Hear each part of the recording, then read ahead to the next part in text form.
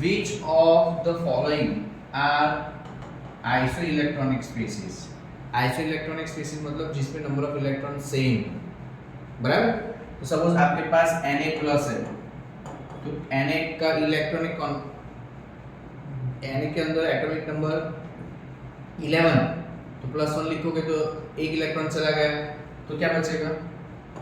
Electron इसमें रह जाएंगे 10, बराबर।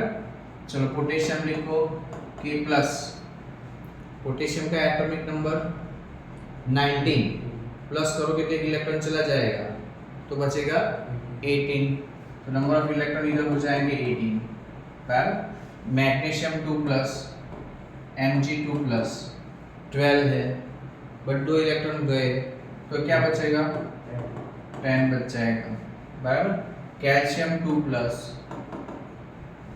तो कैल्शियम का 20 में से 2 गए तो 18, तो यहाँ नंबर ऑफ इलेक्ट्रॉन हो जाएगा 18। S का -2, बराबर।